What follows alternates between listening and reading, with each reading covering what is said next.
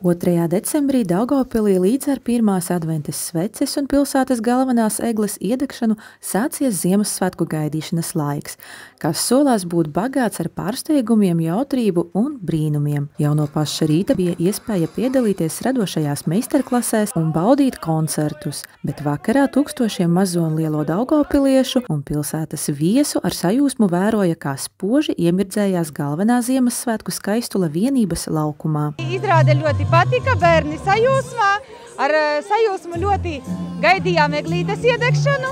Eglīte iemirdzējās ļoti krāšņi, acīs virdzēja un prieka spiedzieni bija. Un tā kā mēs dzīvojam tepat blakus, tad noteikti nāksim katru dienu garām un priecāsimies par tiešām skaisto krāšņo eglīti un visiem skaistajiem noformējumiem. Eglīte ir ļoti skaista un liela. Vēl tur ir karuseļi. Rīt mēs iesim uz Cietoksni. Tur būs salavecītis. Ziemassvētkos vēlu visiem, lai neviens neslimotu. Šogad eglīte man tiešām ļoti patīk. Īpaši gaismiņu krāsas. Tās ir dzeltenas, tik siltas, arī bantas ir foršas. Forši, ka ap egli izvietotas dekorācijas vilciena veidā. Atrakcijas vēl nepaguvām iemēģināt, bet plānojam izbraukt ar panorāmas ratu, un kopumā tas ir vareni, ka šogad ir tik daudz atrakciju. Ļoti skaisti rotājumi ir arī Rīgas ielā un citviet pilsētā. Arī ļoti jauks vilciens šeit braukā. Svētkos visiem gribu novēlēt labu garastāvokli, lai piepildās vēlēšanās un viss ir labi.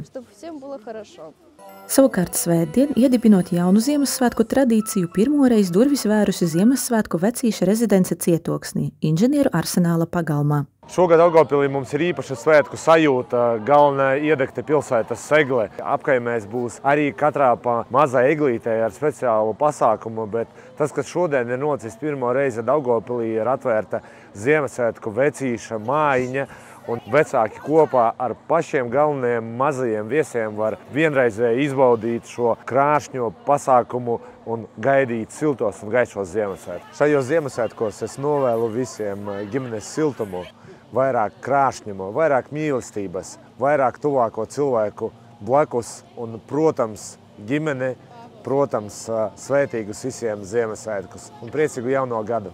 Mazos un lielos rezidences ciemiņus sagaidīja jautrie rūķi, svētku darbnīcas un daudzas citas izklaides. Vakar biju pie lielās eglītes, man tur ļoti patika, bet šodien esmu šeit un izveidoju skaistu svētku dekoru. Taču vēlos vēlreiz aizbraukt uz centru, jo tā eglīte bija ļoti skaista un arī apkārt ir daudz interesantu rotājumu. Bet pašai eglei augšā zvaigznes vietā ir sniegpārsliņa, bet to rotājumu, ko izveidoju šeit, noteikti iekāršu savā eglītē. Šo zvaigzni es piekāršu viesistabā, lai mājās svētkos ir skaisti. Uzrakstīju arī vēstuli salavecītim. Pagūvu pavizināties arī no sniega kalniņa, bet vakar redzēju izrādi par pūķīti. Tā bija forša, bet egle šogad ir ļoti liela, skaista, un es pat redzēju, kā to būvē. Jaungadā vēlu visiem, lai viss būtu labi un lai visiem ir jautri. Eglīte šogad ir ļoti skaista un savādāka nekā pagājušo gadu, kad tā bija sudrabaina.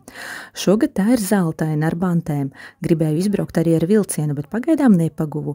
Taču tas nekas, jo līdz svētkiem vēl ir daudz laika.